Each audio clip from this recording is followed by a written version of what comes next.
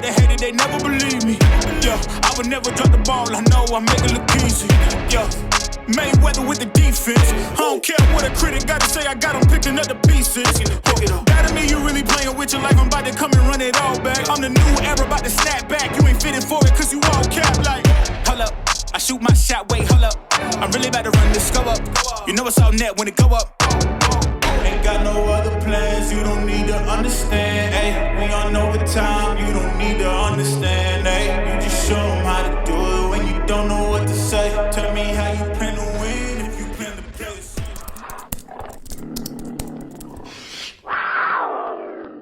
Bon les amis, nous sommes au Texas pour un nouvel épisode de Worldwide Fam avec Monsieur Sidi Sissoko. Je ne sais pas si vous le reconnaissez. Il était sur ma chaîne il y a 5 ans et c'est comme ça qu'on va commencer la vidéo. On va regarder la vidéo d'il y a 5 ans. J'ai un petit peu grandi. Tu peux m'avouer ce que tu m'as dit tout à l'heure? J'ai un petit peu, je crois que j'ai triché sur les lumières. Mais... On va regarder ça. Moi je ne sais pas de quoi il parle. Je sais pas de quoi il parle. On va regarder ça. Donc tu l'as regardé récemment la vidéo ou pas? Ouais. Ah, donc et même dans les commentaires, j'ai regardé les commentaires, ils me disent... Il y en a qui t'ont reconnu? Je pense. Il y en a qui savent que maintenant tu es en NBA? Je pense pas. Je pense pas, mais moi... Mais dans les commentaires, ça a dit que ça avait triché? Ouais. Je me souvenais pas de ça. Et moi, quand je me rappelais, même quand... Là, je regardais puisque tu venais, bah, je regardais il y a 2-3 jours. Et je me rappelle, même quand j'étais petit, quand on est sorti la vidéo, je regardais que les commentaires. Ouais. Je disais, ouais, il a triché et tout. Mais bon, on va rétablir la vérité aujourd'hui, mais ce qu'il faut savoir, c'est que même sans tricher, je pense qu'il n'y avait pas débat. Évidemment, la machine de Steph Curry, c'est avec ça qu'il s'entraîne. Alors, déjà là, on a... premier truc, on a toi qui est plus petit que moi. Je pense que ça, c'est historique. Donc, tu me disais qu'on avait Noah et Elijah. Noah, si tu vois cette vidéo, je t'ai filmé à la finale Pro B. Je suis désolé, je t'ai pas reconnu, mais c'est normal en même temps quand je te vois dans la vidéo et quand je vois comment tu es maintenant. Donc, on a Arthur. Déjà voilà. Ta tête. Il y a une petite teinture, j'ai une grosse joue. On est au deuxième challenge. Ça va à ma petite sœur un petit peu. Et Valentin, encore une fois. Du coup, là, c'est l'exercice du touching wall. On a fait 2 mois. T'as vu? Pourquoi tu triches? Parce que je change pas de côté, normalement. Ah. Voilà. T'as vu, je la passe devant à chaque fois. Ouais. Au début, j'avais pas remarqué. Après, ça passerait.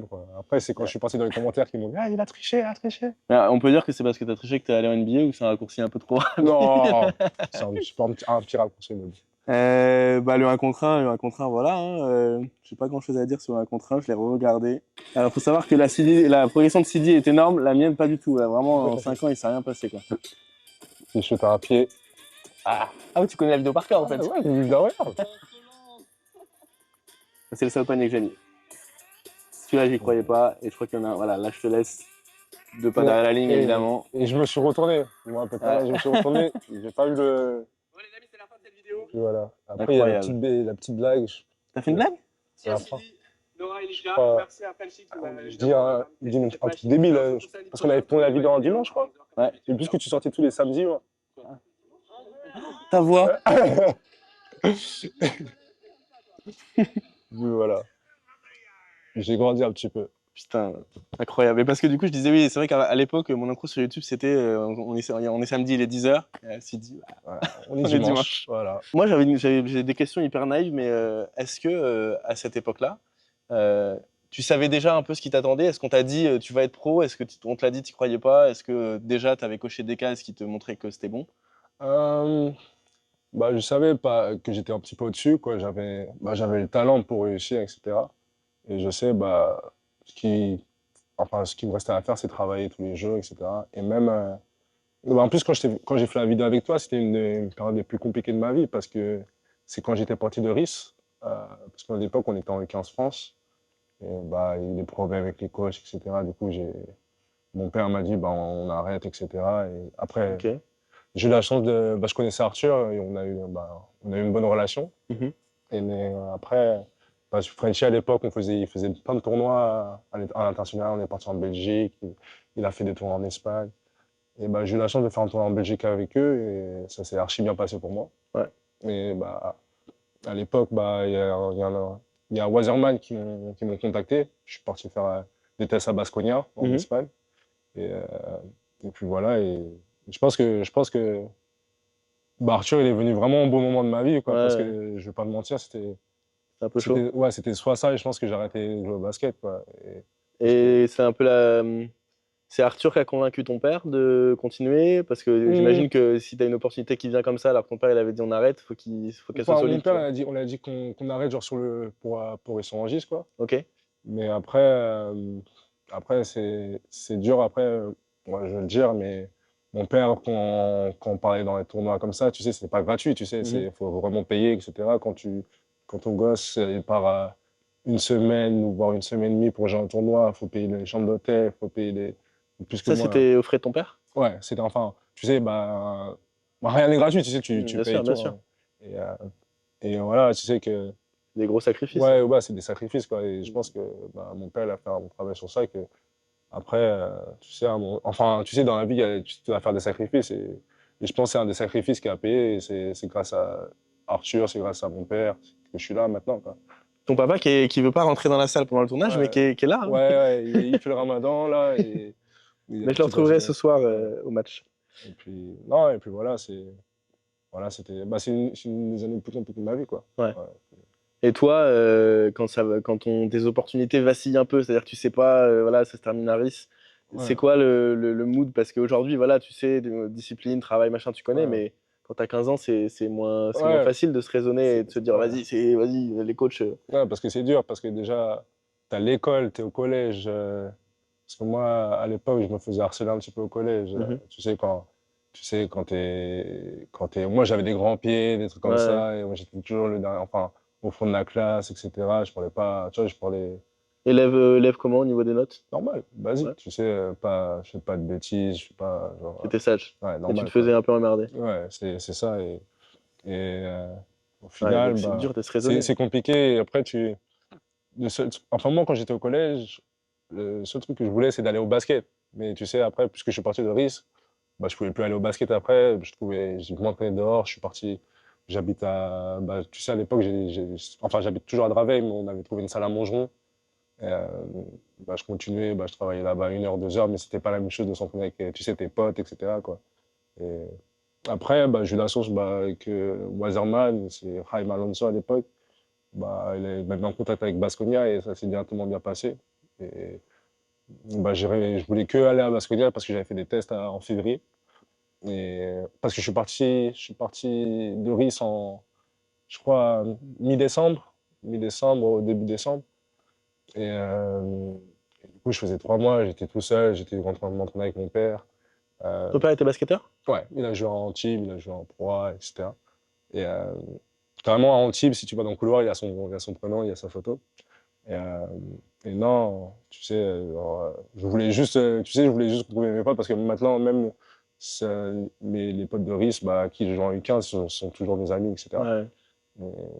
Et ça me fait mal parce qu'on a été champion Île-de-France en U13, on a été champion, etc. Et ça me fait mal de les quitter. Et genre, j'étais vraiment triste. Et même quand je voulais à l'école, quand je partais à l'école. Et puis en plus, quand t'es petit, quand tu quittes tout. Ouais, c'est ça. Tu vas pas prendre ta voiture le week-end pour aller les voir. Ça. Tu vois, et même parce que, ils jouaient des matchs, etc. J'avais envie de les voir, etc. Et tu vois, mon père me dit non, parce que tu peux pas faire ça, etc. Tu vois, c'est. Et donc, le sacrifice financier, c'est celui de ton père, mais qu'est-ce que tu décrirais comme sacrifice de ton côté en tant que petit bonhomme de 15 ans? Est-ce que c'est les sorties? Est-ce que c'est l'argent de poche que tu as mis dans d'autres choses? Non, après, l'argent de poche, moi je touchais pas d'argent de poche. Non, je sais, non, mais ce que je veux dire, c'est tes petites économies, tes anniversaires, je sais pas, est-ce que tu les mettais dans ton basket? Est-ce que tu as investi dans ton basket en temps ou en énergie? Ouais, je pense que c'est le basket, quoi. Genre, mon père voulait pas que. Parce que moi, j'habite dans un quartier que, tu sais, j'habite au milieu de Draveil. Et quand c'est le nord et le sud de Draveil qui se ramènent, c'est vraiment le point milieu pour se battre, etc. Ok. Du coup, mon père ne voulait pas que je sorte dehors, etc. Des fois, je sortais dehors, c'était juste pour aller 20 minutes, juste pour. Quand je sortais dehors, c'était juste pour aller jouer au basket avec mes potes, mes voisins, etc. Et non, et même quand j'allais voir mon frère à l'époque, c'était pour. J'allais faire du basket. Même. Après, même quand j'étais petit, j'avais toujours un ballon avec moi, tu vois. Voilà. Est-ce que tu savais déjà que tu allais faire cette taille-là, ce gabarit-là? Oui et non. Parce que, en gros, je crois qu'avant que je parte à Baskonia, tu sais, ils font des mesures avec tes mains, avec le poignet, etc. Après, j'ai un grand frère. J'ai un grand frère qui me dit ouais, tu vas jamais grandir. Et, tu sais, parce que Michael Jordan, il a un frère. Tu sais, il prenait à chaque fois l'exemple. Michael Jordan, il a un frère. Il est tout petit, etc. Alors que l'autre, il est. Est-ce que ton frère, c'est Michael Jordan? Non, mais bon, tu sais quand il dit ça, genre, tu réfléchis, Ouais, genre, ouais. et tu penses plus le côté négatif que le côté positif. Et tu te dis que genre, je vais pas grandir, etc. Et après, j'ai eu le soulagement que quand je suis parti faire les tests à Baskonia, ils m'ont dit que j'allais finir au moins à 1m95, 80, Ok. Là, 90, t'es à 98, je crois, j'ai vu. Ouais, 98. T'as fini? Non, je crois que je suis à 2 mètres maintenant. T'as 2 mètres? Ouais. Sur Wikipédia, t'es à 98. Ouais. Je suis On à 2 mettra mètres. à jour. Ouais, mais après, tu vois, c'est. Et après, j'ai eu la chance qu'après, que l'Espagne, l'Espagne, parce que j'étais vraiment petit quand je suis parti en Espagne. Mhm. Et je pense que j'ai eu ma poussée de croissance il y a 2 ans, 2, 3 ans. Et ils m'ont formé en tant que meneur là-bas, tu vois. En tant que meneur? Ouais, Ah, c'est marrant. du coup, ils ont fait un bon plan, quoi. Ils savaient que j'allais grandir, etc. Et puis voilà, quoi. C'est vrai que maintenant, là, c'est. Du coup, on tourne cette interview après le match d'hier. Donc, je t'ai filmé remonter la balle pas mal de fois, Ouais. même distribuer des très bonnes passes. Ouais. C'est un jeu que t'aimes bien ou tu aurais préféré être vraiment plus sur les ailes?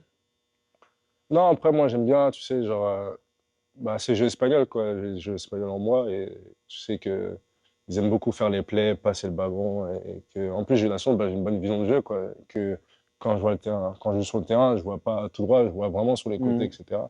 Et, euh, et non, et même, des fois, je préfère faire des passes décisives que marquer, quoi. Et ça me dérange pas du tout, tu vois, que mes coéquipiers brillent. En plus, j'ai la chance de jouer aux Spurs, du coup. Les Spurs, c'est pas une équipe d'égoïstes, ouais. Ils ont pas besoin ils ont pas besoin de 3 ou 4 joueurs qui peuvent marquer 20 points, quoi. Ils ont besoin de, tu vois, ils ont besoin de passer pour les prochaines années qui suivent, ils ont besoin de, tu sais, trouver des passes pour Victor, des choses comme ça, tu vois. Du coup, je suis tombé à pic au bon endroit, quoi. Et du coup, bonne transition sur Victor. Je vais pas faire 20 minutes dessus, mais tu joues donc aux Spurs avec Victor. Est-ce que tu sens vraiment l'orientation des systèmes pour lui, peut-être au détriment d'autres, ou est-ce que ça va, c'est supportable et tu te dis que tout le monde a sa chance de briller? Non, tout le monde a sa chance de briller parce que je pense que Pop, il fait un très bon travail de ne pas que se concentrer sur Victor parce qu'il y a Devon Vassell qui monte comme une flèche. Il y a Jérémy, il y a Keldon Johnson, il y a Malakai. C'est vraiment une équipe talentueuse que les gens se disent ouais, qu'on perd tous les matchs, mais après, c'est un process. Tu vois, parce que même au KC, si tu regardes bien au KC, l'année dernière, ils étaient dans le play, mais si tu regardes bien avant, ils étaient limite pas se qualifier pour les play-in. Et non, c'est un process, ça prend du temps. Et même, il a pris l'exemple de plein de joueurs que ils sont pas partis au play-off là, au bout de leur première année, ils sont pas partis en finale là, à partir de leur première année, etc. Et que non, il fait un bon job sur. Et après, il est vraiment intelligent, quoi. À chaque fois, même si, par exemple, si il ferme sur Victor, il fait un autre play pour qu'au cas où, genre Devon Vassell ou Keldon Johnson, il prend la balle, etc. Du coup, à chaque fois, sur un play, il y a 2 ou 3 options, quoi.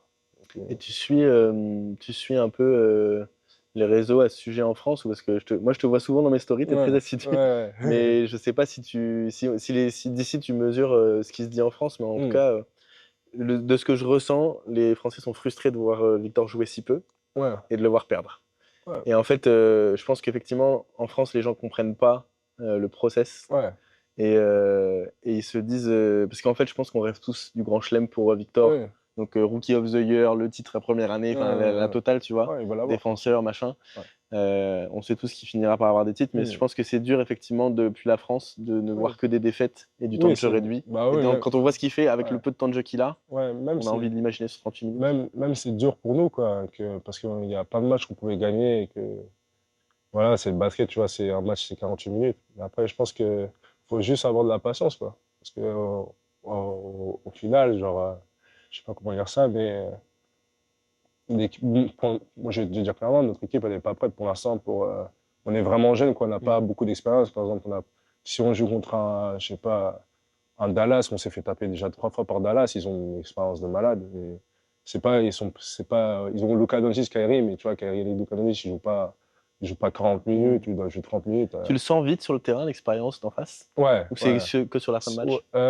Il y a sur la fin de match, bah, par exemple, je vais prendre le dernier match qu'ils ont joué contre Sacramento. Tu vois que Sacramento, ils jouaient avec eux pendant tout le match. On était à -15, je crois. Et bah, ils ont activé le mode playoff, quoi. Et le mode playoff, ils sont venus ils sont passés à +2, +3. Et on était devant à la dernière minute. Il y a Sabonis qui fait un travail de malade, quoi, qui se concentre, qui fait une interception pour gagner le match. Il y a Malik Monk qui met un 3. T'as jamais vu ça.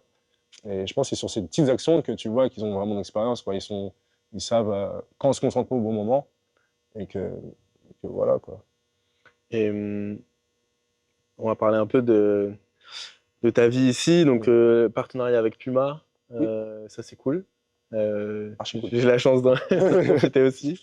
C'est pour ça qu'on est là. Dans le principe, je trouve ça trop smart d'envoyer des créateurs de contenu sur chaque joueur pour que chaque joueur ait du contenu. Ouais. Tu as vu les vidéos qu'on t'a fait hier. Ouais. Est-ce que c'est un truc qui, toi, te plaît? Est-ce que tu es à l'aise à poster tes highlights ou est-ce qu'il y a un peu un tabou là-dessus? Non, je suis à l'aise et ça, bah, j'ai la chance, quoi, déjà que vous venez, déjà merci déjà. Et que non, ça fait plaisir déjà. Parce que des fois, après, comme je t'ai dit, en G-League, la plupart, les caméras sont pas bonnes. La plupart des personnes, c'est des amateurs. Ils se mettent, tu sais, ils ont pas, je fais des vidéos de je sais pas combien de temps. Et même, tu as l'expérience FIBA, tu as plein d'expériences, etc. Il y a des personnes qui n'ont pas l'expérience, tu sais. Et ça fait, même les coéquipiers, ils sont venus me voir, ils disent, ouais, c'est. Ah ouais? Ouais, ils se disent, ouais, plaisir, c'est un truc de ouf, tu vois. On en a sur eux aussi. On a le poster de fin de match. Ouais. Du coup, ouais, et tu vois, ils étaient contents. Même Pierre Parker, il m'a dit que c'est un travail de ouf, quoi. Et ça se voit que vous mettez du cœur, etc. Que c'est pas, même que depuis tout à l'heure, on est là, on a fait la vidéo pour Basket From Blast, ça se voit que c'est pas un travail bâclé, quoi. Parce que je pense que si c'est un travail bâclé, bah, ça sortirait pas bien. Et même quand je regardais le match, je sais que vous vous déplacez et ça. Ah, tu nous voyais, enfin, tu nous voyais quand même? Ouais. Ah, je pense que tous les joueurs font pas ça parce que je me suis déjà étonné, c'était à l'Eurobasket. Tu vois, Rudy, on se connaît, on a déjà fait, on se reconnaît. En tout cas. Je dis pas qu'on se connaît, on se reconnaît. Parce qu'une fois, tu vois, il a vu que je filmais, c'était un match à Bercy. Il a fait un signe à ma caméra. Tu vois. Il m'a pas regardé, mais à l'Eurobasket, donc Rudy déjà fait vidéo avec, Vincent, Thomas Hurtel, on s'est déjà vu, Evan. Je peux être derrière la LED. Ils font leurs étirements sur la LED. Ils ne calculent pas. Mais vraiment, on est plus proche que pour une bise, tu vois. Je suis comme ça. Ils ne calculent pas. Et ça, je me suis jamais vexé de ça. Et j'ai jamais. Je me suis fixé la règle de jamais aller checker un joueur avant le match. Parce que je sais qu'il y a un mood. Et tout le monde n'est pas capable d'en sortir de ce mood-là. Et c'est pas là qu'on aura les meilleures interactions dans tous les cas, tu vois. Et comment c'est toi? Parce que j'ai vu que tu m'avais vu quand tu es arrivé sur le terrain. Mais je sais que tu as hésité un petit peu. Et en fait, j'ai dit à Noé, viens, je vais le voir. Et puis après, j'ai vu que tu étais avec Pierre Parker. Je me suis dit, bon, je vais laisser le truc. Et non, moi, ça me dérange pas du tout. Tant que j'ai mes 10 minutes pour shooter, tu vois, ça me dérange pas de dire bonjour après, tu vois, après mes 10 minutes. Et d'ailleurs, je vais te raconter une anecdote. Scoot, impossible. Scoot, elle est là, elle est vraiment. Même nous, pour lui parler. Ah ouais? Ah, donc il y avait ce truc un peu de starification. Après, il y a des joueurs qui sont vraiment, genre, je dis ça, mais je pense que Rudy Gobert, etc., genre, c'est des joueurs, ils sont vraiment concentrés sur le match. Ils sont dans le mental. Puis voilà, même, je sais pas, même Victor, quand il fait sa routine, genre, avec Guillaume, genre, il est vraiment concentré, mais après, tu vois. Et ça se comprend parce qu'en fait, c'est des mecs qui ont fait beaucoup de travail de visualisation, d'imagerie mentale et tout. Ils ont besoin de leurs repères. C'est ça. C'est vrai que s'il y a un check, un truc entre les deux, c'était pas dans leur plan, tu vois. Et c'est même Keldon Johnson aussi, c'est pareil. Keldon Johnson, c'est mon vétéran. Ok. Et tu vois, on s'entend bien. Quand tu dis c'est mon vétéran, c'est que chacun a un référent plus vieux dans l'équipe? Après, comme rookie, genre, je pense que tu sais, il y a des personnes qui guident, tu vois, qui disent des conseils, etc. Et bah, moi, c'est Keldon Johnson. Et tu vois, on s'entend archi bien, on va manger, etc. Mais je sais que la première fois, je crois qu'on était en match, etc. Enfin, c'était mon premier match avec eux. On était vraiment concentrés. Et moi, j'ai fait, tu vois, c'était la première fois en NBA. Du coup, j'ai essayé de lui parler, tu vois, comme ça, il était vraiment locking, tu vois. Je voulais pas le déranger, tu vois. Du coup, tu vois, Il m'a mis un petit peu l'impression, il me dit laisse-moi, etc. Mais après, c'est compréhensible, tu vois. Ouais. On va pas être là à forcer. Ouais, normal. Bon. Et t'avais un peu ce truc. Moi, tu vois, on en parlait avec Noé, j'ai eu cette discussion avec Briscoe, Ouais. du côté, on perd le fanatisme.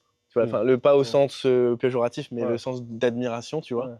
Moi, je sais que le premier joueur NBA que j'ai rencontré, c'est Nicolas Batum. Je sais que 2 ans avant, j'étais descendu sur un terrain juste pour le toucher dans la foule, tu vois, tellement j'étais comme ça. Pourtant, j'étais déjà majeur, hein, j'avais 23, 24, tu vois. Mais à partir de Nicolas Batum, après, il y a eu Evan dans la même semaine, et puis après, voilà, je me suis habitué. Est-ce que, toi, il y a encore des gens qui t'impressionnent un peu, si tu joues contre LeBron, par exemple, ou est-ce que, ça y est, en NBA, on est tous au même niveau, si on est là, c'est qu'on est des basketteurs, et il n'y a plus de hiérarchie. Est-ce que t'en es où à ce niveau-là? Il y a ça, mais tu sais, genre, moi, c'est quand on a joué contre Dallas, je stressais, genre, vraiment, parce que je me rappelle que le jour avant, j'avais joué à Chicago, j'avais défendu contre DeMar DeRozan juste pendant une action. Et l'action, tu vois, je me suis flippé, genre, il y a Pop qui m'envoie un mission, etc. Et après le prochain match, puisqu'ils étaient le 5 majeur était en train de faire n'importe quoi, il fait une rotation, mais Victor était blessé, tu sais, c'est quand il s'était blessé avec le gars, le ramasseur de balles. Du coup, Victor, il jouait pas. Et du coup, tu vois, ça déstabilise un petit peu le plan quand quelqu'un se blesse 40 minutes avant le match, tu vois. Et du coup, nous, on était, vas-y, bah, Victor, il va jouer, etc. Et, du coup, c'est pas la même offense, c'est pas la même, c'est pas le même jeu offensif, etc. Et même défensif, quand t'as un gars qui fait 2,21 m dans la raquette, c'est pas la même chose que d'avoir moi dans la raquette, tu vois. Et du coup, il pète un câble. Il dit, Sidi, viens, il m'appelle, il me dit, je t'envoie en mission, va défendre sur Luka Doncic. mes premiers pas, je me suis dit, wesh, tu vois, je sais pas si je peux le dire, mais genre, je me chie dessus, tu vois, genre vraiment. Après. Mais est-ce que tu te chies dessus par rapport à l'aura du joueur, par rapport à son physique, ou par rapport à sa performance, tu vois? Tout, je vais pas te mentir, parce que après, moi, je l'ai regardé. Là, dis-toi, la première fois que je suis parti à Baskonia, mon premier match, c'était Real Madrid contre Baskonia. Donc, Lucas était là? Ouais, Lucas était là, il avait 16 ans, 17 ans. Et après, j'étais reparti en France et je suis reparti à Baskonia. Et c'était les finales espagnoles, c'était quand il a fini MVP contre Baskonia en finale espagnole. Il a marqué 30 points ou 40 points à la finale, tu vois, qu'il t'a fait tout le monde. Oui, donc il était dans tes petits papiers. Ouais, tu vois, et même, tu vois, genre. Tu vois, tu te dis, quand tu te dis, ouais, ok, c'est facile, quand j'aurai son âge, tu vois, je suis pas la même chose, mais non, en fait. Et tu vois que même, il a, je sais pas, il a 30 points de moyenne. Et tu vois qu'il fait des trucs de ouf, il passe, même si tu anticipes, il a toujours un mouvement pour contrer, etc. Et que non, les premiers ballons qu'il a eu contre moi, bah, je me suis chié dessus, quoi. Et il t'a mis des points? Je crois qu'il m'a mis 2 ou 4 points. Je voulais juste savoir si tu te souvenais du nombre de points, ça veut dire que ça t'a marqué quand même. Tu vois, et je me rappelle et même, genre, les arbitres NBA, genre, quand, tu sais que quand il y a un rookie et qu'il y a une superstar, ils favorisent plus l'école sur la superstar que sur le rookie. Du coup, tu le touches un petit peu, il est intelligent, Luka Doncic, il va un petit peu tomber, etc. C'est faute. Et même si quand il y a leur pivot c'était Powell, il met un écran, l'écran, tu t'inquiètes pas, tu le sens. Et non, tu essaies de passer, tu perds du temps, etc. Tu vois qu'il joue avec toi, qu'il fait des feintes, ça t'énerve, du coup tu sautes, tu lui fais une faute, tu tournes sur lui, après tu vas voir coach pop, il dit arrête de sauter, arrête de sauter. Donc, tu vois, ça te met pas dans une situation de stress, mais tu subis. Ouais, c'est ça. Et en plus, moi, la plupart du temps, moi je pense que moi, quand j'arrive sur un terrain, que j'ai pas joué en NBA, etc., je suis surexcité, tu vois. Je me rappelle que quand je jouais avec la pré-saison avec eux, à chaque fois que je rentrais, je faisais une faute. Parce que j'étais surexcité, je bougeais mes pieds partout, etc. Je voulais prouver, quoi, aussi, tu vois. Et du coup, ouais, j'arrive, je crois que dès que je rentre, je fais une faute. Et après, je réussis à le contrer. Et après, je sais que quand on était là, je me suis dit, quand je l'ai contré, là, j'ai commencé à prendre la confiance. Et je me suis dit, bah, c'est une personne comme les autres, quoi. Et après, que j'ai commencé à toucher le ballon à chaque fois, de prendre le ballon. Mais après, il est sorti parce que le match était plié, quoi. Mais après, voilà, après, il y a des joueurs voilà, qui dégagent une aura, tu vois, c'est comme un animé, tu vois. Et Kyrie Irving, il jouait même pas. Il était checké à la fin du match, tu vois que c'est quelqu'un, etc., tu vois. Voilà. Et alors, transition parfaite avec l'Espagne. Donc, tu as joué avec Doncic à l'époque. Et tu as dans le sang le jeu espagnol. Ouais. Et je t'ai beaucoup vu parler avec les arbitres. Oui. Et tu as hérité de ça en Espagne. Ouais, l'Espagne, malheureusement. Après, c'est une mauvaise habitude que je dois enlever. Après, je dirais pas que j'ai le temps, mais il faut que. Je suis jeune, après, j'ai 19 ans, mais je pense qu'il faut mettre ça de côté, quoi, parce que ça vaut pas la peine. Même après, Luka Doncic le fait encore. Hein. Ouais, tu vois. Bah après, moi, si j'arrive au niveau de Luka Doncic, j'espère qu'un jour ça va y arriver. Mais tu vois, même Luka Doncic, s'il parle, il va toujours avoir son contrat, tu vois. Moi, qu'est-ce que j'en sais? Peut-être si je fais ça 2, 3, 4, 5 fois avec les Spurs, ils vont dire, ouais, c'est bon, on va prendre quelqu'un d'autre, tu vois. Et tu lui disais quoi hier? Parce qu'en gros, tu reprochais un peu les fautes, qui voit les fautes qui étaient sur toi? En gros, déjà, quand je tire à 3 points, il y a un gars qui me tape la tête complètement. Et je demande à l'arbitre, déjà, je demande calmement, tu vois, c'était la femme. Tu vois, je le parle normalement, tu vois, il n'y a pas de problème. Elle m'a dit, OK, je vais regarder ça plus tard. Ouais, voilà, tu vois, après le match, eux, ils aiment bien regarder tu vois, les erreurs qu'ils ont fait. Après, c'est comme nous, tu vois, quand on fait un match, on regarde toujours nos films, etc. Et après, voilà, tu vois, il y a des arbitres où tu peux parler, etc. Mais il y a des arbitres, tu vois, ils ont toujours raison, quoi. Tu vois, tu peux pas négocier avec eux, etc.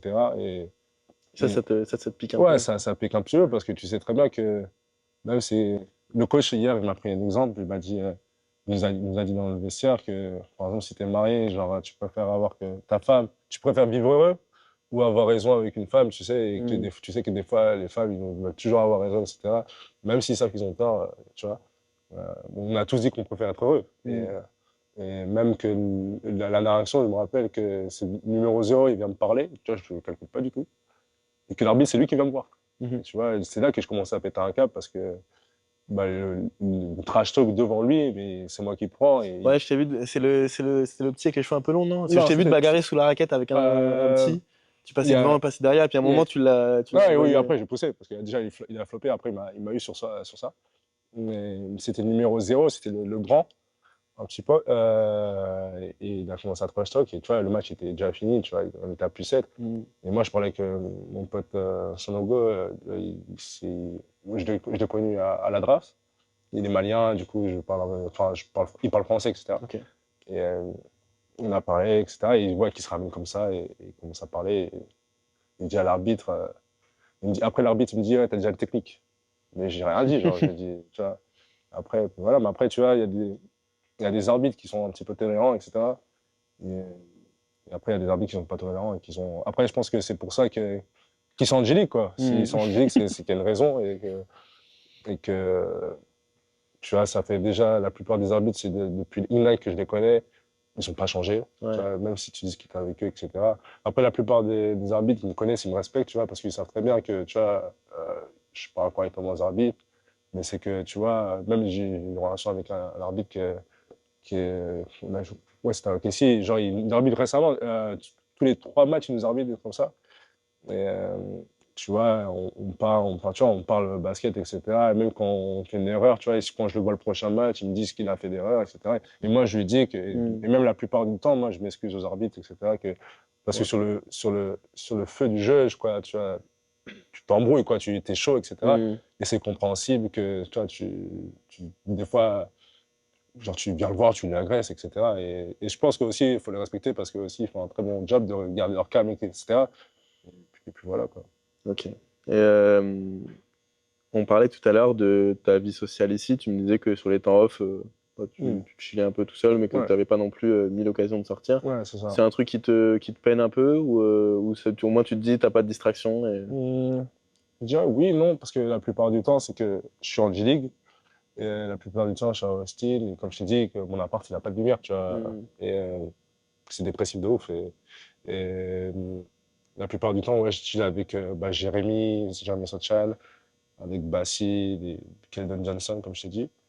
Et que, ouais, ça fait du bien. Et genre, ça fait du bien. Genre, et moi, j'ai enfin appris de m'occuper, genre, de mettre mon téléphone de côté. Genre, j'ai acheté un piano, etc., juste pour jouer du piano, tu vois, juste pour me décontracter, etc. Parce que Je me rappelle que je me suis rendu compte que même sur la Play, j'avais passé, je crois, dis-toi sur Fortnite, je vais dire un truc débile, mais j'ai passé, tu vois, les heures de jeu, genre, j'ai passé 160 jours si tu comptes toutes les heures de jeu, tu vois. Ouais. Et du coup, tu te rends compte que c'est du temps perdu, quoi. Et Ouais. que je pouvais prendre ce temps de le mettre à la salle, prendre ce temps, je sais pas, faire des dons, aider des personnes, prendre son temps, tu vois, appeler ma famille, tu vois, etc. Parce que, tu vois, les jeux, à un moment donné, tu vois, on vieillit tous, du coup, ça va. Et c'est là que je me rends compte que ouais, j'ai perdu du temps sur les jeux vidéo, etc. Que je m'occupe. Mais maintenant, ouais, je m'occupe parce que je vais pas mentir, c'est les derniers mois, quand j'étais blessé, j'étais un petit peu en dépression. Et, et que bah, c'était dur parce que je trouvais pas. J'essayais de trouver quelque chose, lire des livres. J'aime pas trop. Tu vois, lire des livres, c'est bien, mais moi, je suis un gars d'animé, tu vois, manga, etc. Il n'y a pas ça ici, etc. Mais tu vois, j'ai acheté un piano. Tu vois, je m'amuse maintenant avec le piano, tu vois, c'est cool. Je vais t'envoyer un petit extrait si j'aime. Allez, je le mettrai dans la vidéo. Mais tu vois, genre, faut que vraiment. Là, je dis ça aux gens, des trucs comme ça. Je pense que déjà, faut trouver une passion ou quelque chose parce que. Un exutoire. Ouais, le téléphone, ça. C'est pas jamais une passion. Ouais, c'est ça, le C'est fou de se dire qu'on passe autant, voire plus de temps sur le téléphone qui n'est pas une passion que dans sa propre passion qui est peut-être ce qui nous fait nous lever le matin. C'est ça. Et même. Après, moi, je trouve que. Tu vois, l'être humain est bien fait. Je pense que tout le monde a son domaine, tu vois, de préférence. Il faut juste le trouver pour être bien dans sa peau, tu vois. Pleno. Voilà. Quelcam. Tourne pas la tête. J'ai une petite surprise pour toi. Je ne vais même pas te demander de deviner ce que c'est, mais j'ai demandé à ton meilleur pote de me la ramener. Ouais.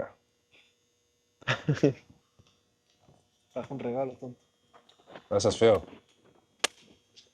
Donc ça vient de Puma. Thank you. Merci. Fait par mon copain Quentin One-Off. Merci Quentin, merci Malo. Voilà. Voilà. Elle est magnifique.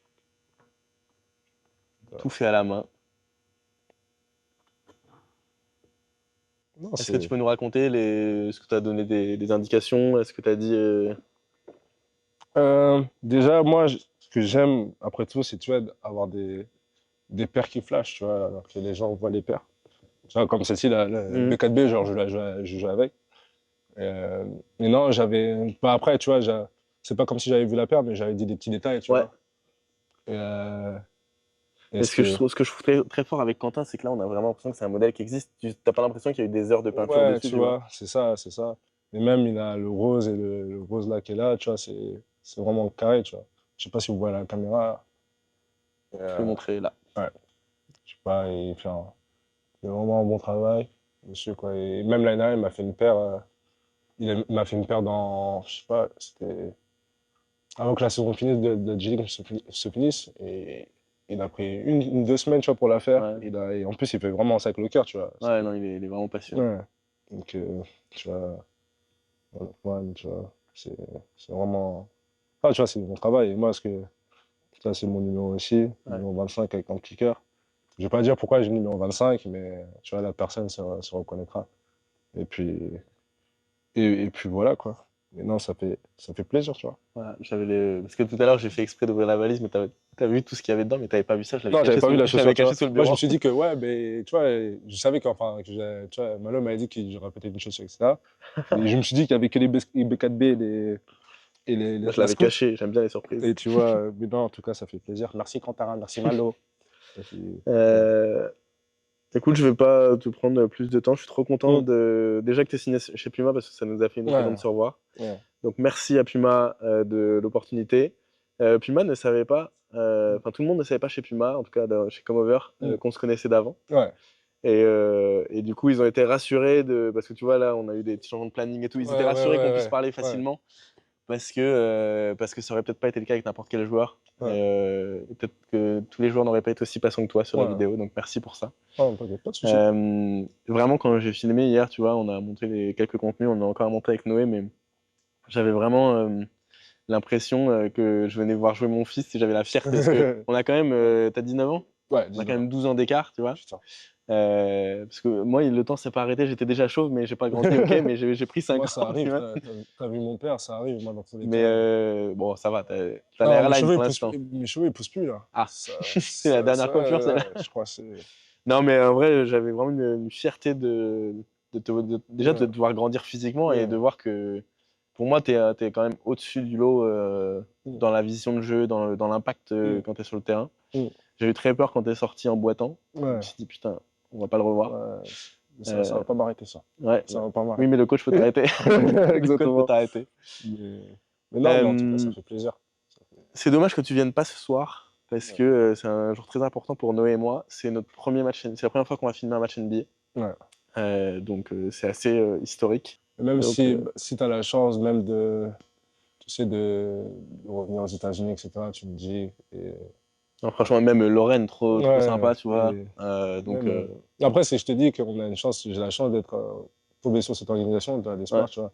Je trouve aussi l'organisation qui est un petit peu plus d'une équipe européenne, tu vois. Et c'est ça que je kiffe. Même mon père, il kiffe. Il y a tout le monde qui kiffe.